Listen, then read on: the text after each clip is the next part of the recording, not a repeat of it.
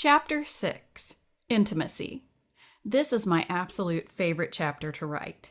Not because it is embarrassing and full of softcore pornography, but because it is the most fun part of my own relationship.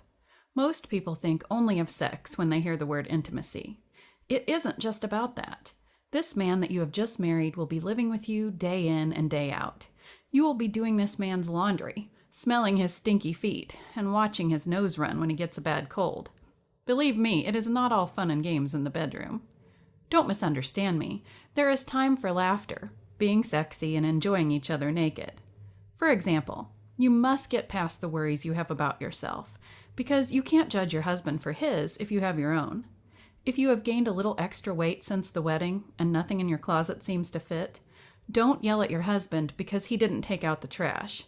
This is the wrong way to displace your pain. If your relationship is as strong as it should be, he will love you with a few extra pounds. The issue with this is, how did the extra weight get there? Are you lying around on the couch eating peanut butter cups? Or are you working 6 days a week, picking up little Timmy at soccer and grocery shopping, and just don't have time to make it to the gym? Do you see the difference? We have many different areas of our lives that must take priority. Once you get married, sometimes the gym just takes a back seat. Where you once had time to hit the gym 5 days a week before you got married, because you didn't have all that married life business to tend to, now you are lucky if you grace the door more than once a week. It's okay. Give yourself a break. In my own situation, my husband and I were extreme athletes.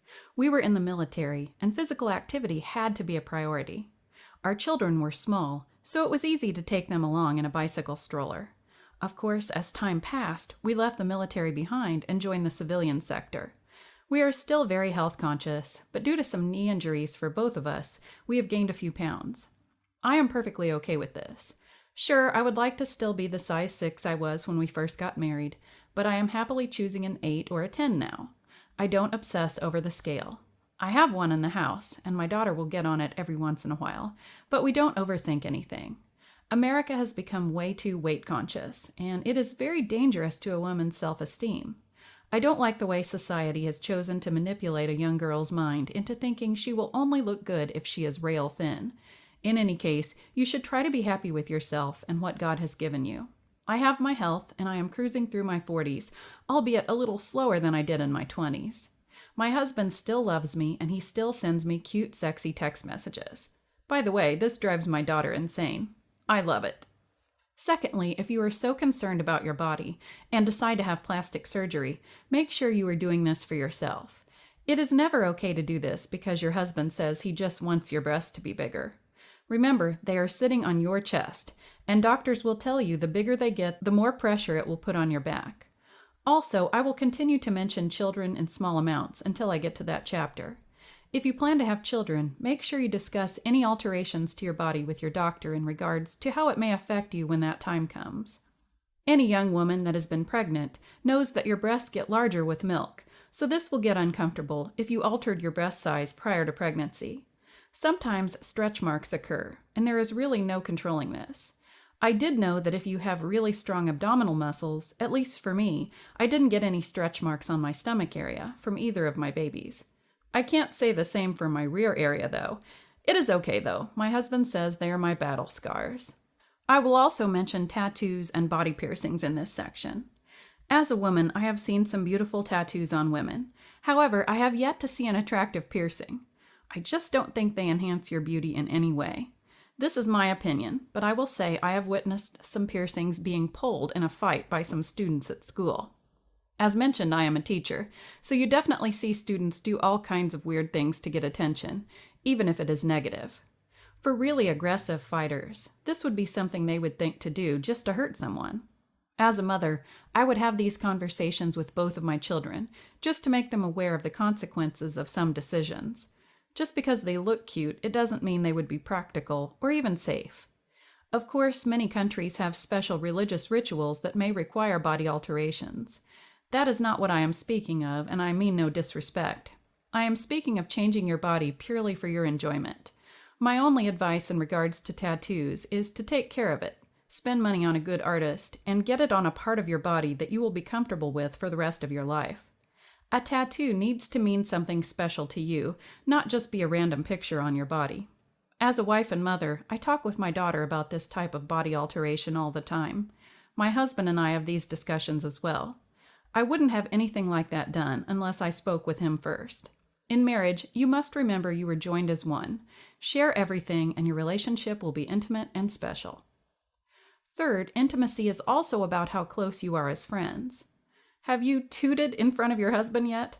You know, passed gas, honked a goose, shot a little rapid-fire machine gun in your pants? Don't lie to yourself. It will happen. Just go with it.